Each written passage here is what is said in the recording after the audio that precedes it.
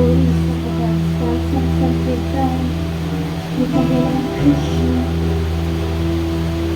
Nalilinis ang lahat ng dumi na ipon sa puso dahil sa dami ng taon at pinupuksang apoy na materialistang pamumuhay ng paulit-ulit na kapanganahan at kamatayan.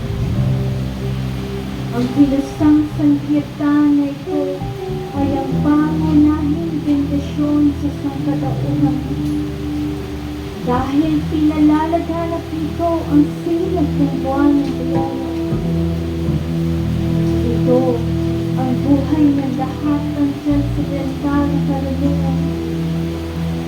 Dinaragdagan nito ang dagat ng espiritual na kaligayahan at binibigyan ito ng kakayahan ating puspusang matikman ang tamis na dahil natin pinananabitan.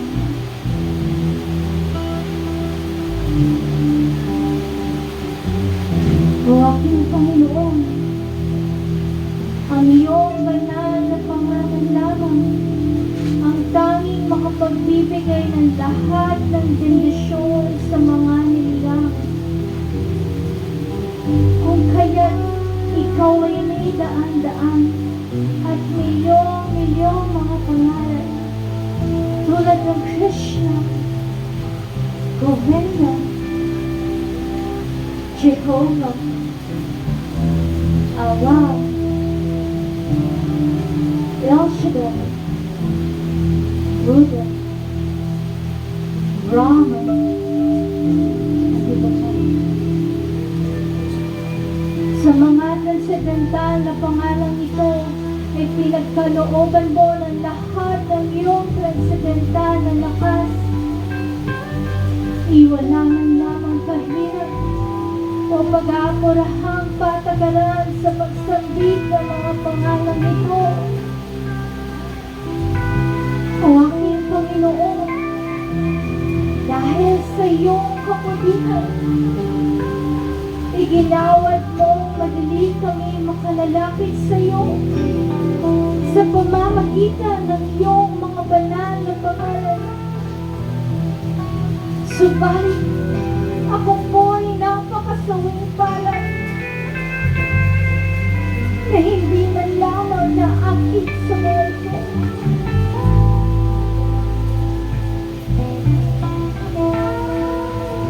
Sino man ay dapat sambitin ang banal na pangalan ng Diyos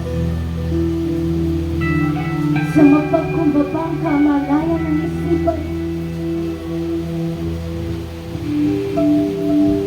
Iniisip na ang sarili ay mas mababa pa kaysa sa mga tuyong gamit na sinasabi. Siya'y dapat maging mas mapagtiis pa kaysa sa isang puno.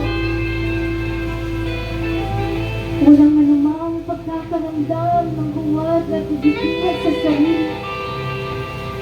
At dapat siya'y handang mag-alay ng lahat ng paggalang sa iba. Sa ganitong kamalayan ng pag-iisip,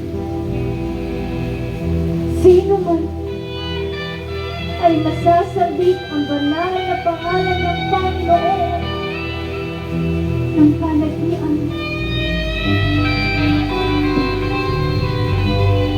O pinakamakapangyarihang Panginoon,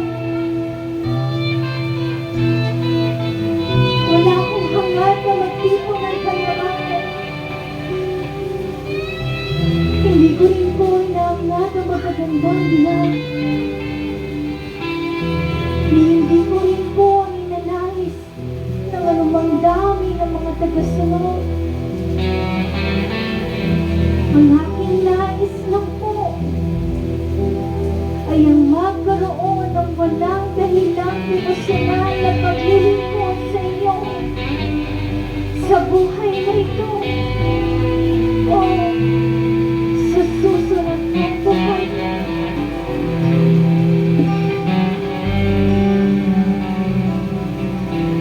O anak ni Maharaj Nanda,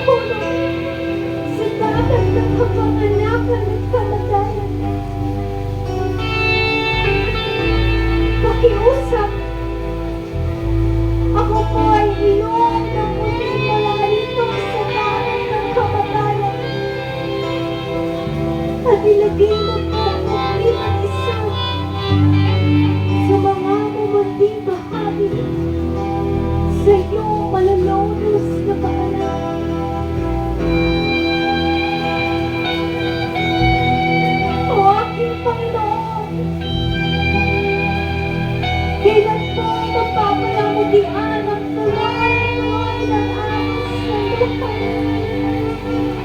Nagpagmamahal sa iyo ang aking mga mata. Kapag sinasambit mo ang iyong manang pangalan. Kailan ang aking tinig ay magpipilinan? At kailan magtatayuan ang mga balahibo ng aking katawan? Sa pagbigkas ko ng iyong pangalan.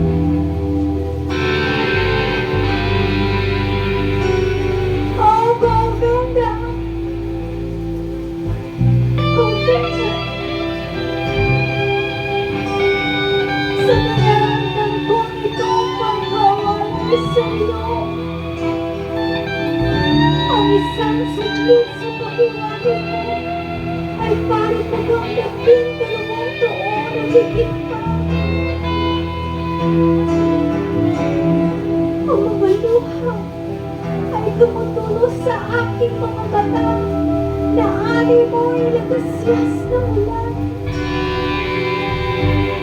At ako'y nakararamdam ng kawalan ng lahat sa mundo. Kapag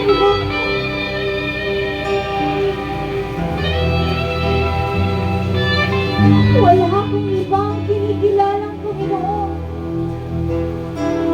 kundi si Krishna. At siya ay mananatiling aking Panginoon kahit pamarahas ang kanyang pagkakayakap sa akin. O kanya'y ginagawa niyang sawi ang aking puso dahil wala siya sa aking harapan.